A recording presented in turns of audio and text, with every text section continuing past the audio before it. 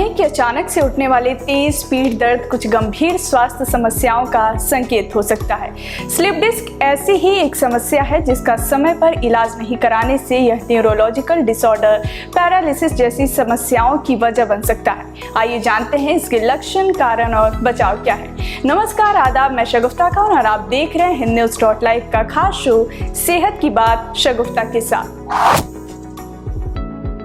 Spinal disc हमारे रीढ़ से जुड़ी हड्डियों के बीच मौजूद एक गड्ढेदार डिस्क होती है। ये रीढ़ की हड्डी को सहारा देने का काम करता है और रीढ़ को झटकों और चोट लगने से बचाने में मदद करती है। साथ ही डिस्क रीढ़ की हड्डी का लचीलापन बढ़ाती है। लेकिन अगर किसी वजह से एक या दोनों डिस्क खराब हो जाए तो इस समस्या को स्लिप डिस्क कहते हैं।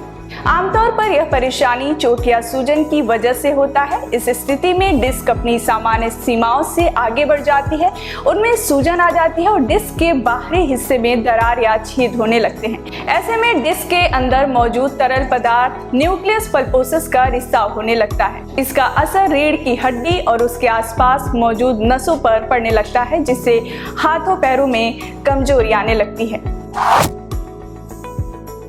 स्लिप डिस्क की समस्या रीढ़ की हड्डी के किसी भी भाग में हो सकती है, लेकिन आमतौर पर यह सबसे अधिक पीठ के निचले हिस्से को ही प्रभावित करती है। स्लिप डिस्क आमतौर पर बढ़ती उम्र के कारण होती है।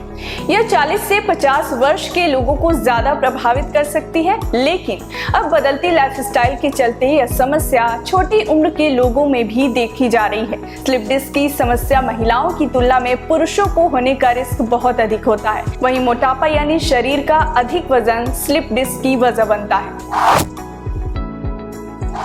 अगर आपको कमर के बीच में, निचले हिस्से में कमर दर्द या फिर रीढ़ की हड्डी में दर्द हो रहा है तो यह स्लिप डिस्क का लक्षण हो सकता है। इसके अलावा जांघ और कूल्हों के नजदीक सुन्न होना, झुकने या चलने में दर्द होना, पैरों की उंगली या पैर सुन्न होना, पैरों में कमजोरी होना, पेशाब करने में दिक्कत होना भी स्लिप डिस्क के लक्षणों में गिने जाते हैं। कभी कभी इसका असर गर्दन पर भी पड़ता है, जिस वजह से गर्दन में दर्द और जलन हो जाती है। इसके साथ ही व्यक्ति के कंधों और हाथों में दर्द या हाथों की मांसपेशियों में कमजोरी भी आ सकती है।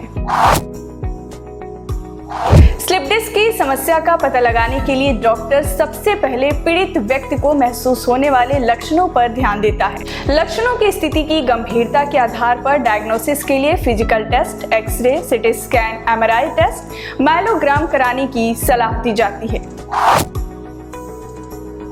इस समस्या से बचने के लिए इसकी वजह बनने वाले स्थितियों से बचने के प्रयास करना चाहिए। इसलिए लोगों को कुछ बातों पर ध्यान देना चाहिए, जैसे वजन को कंट्रोल में रखें, मोटापे से बचें, एक्सरसाइज करें और एक्टिव रहें, साथ ही धूम्रपान से बचें, भारी वजन वाली वस्तुएं उठाने से बचें, झटके के साथ उठने या बैठने से बचें, डेस्क जॉब करने वाले लोगों को पीठ पर सपोर्ट के लिए तकिया रखें, स्लीपिंग पोजीशन पर ध्यान दें। स्लिप डिस्क के उपचार के लिए बहुत से तरीके अपनाए जा सकते हैं। अगर स्थिति बहुत गंभीर नहीं है तो एक्सरसाइज की मदद से स्लिप डिस्क के दर्द से राहत पाने और पीठ के मसल्स को मजबूत बनाने का काम किया जा सकता है। इसके अलावा पेन किलर्स लेने से भी इस तकलीफ से आराम मिलता है। हालांकि अगर उपचार के इन तरीकों से भी आपको समस्या से राहत नहीं मिलती है तो ऐसे में सर्जरी की भी सलाह दी जा सकती है। स्लिप डिस्क के लिए माइक्रो डिस्केक्टमी सर्जरी की जाती है, जिसमें सर्जरी के दौरान डिस्क के उन हिस्सों को निकाल दिया जाता है जो खराब हो चुके हैं और उनके स्थान पर नकली डिस्क लगा दी जाती है। आपको ये जानकारी कैसी लगी हमें कमेंट करके जरूर बताएं। सेहत के अगले एपिसोड में हम हाजिर होंगे एक नए टॉपिक के साथ। तब तक के लिए बने रहे हिंदन्यूज़.लाइव के साथ। शुक्रिया।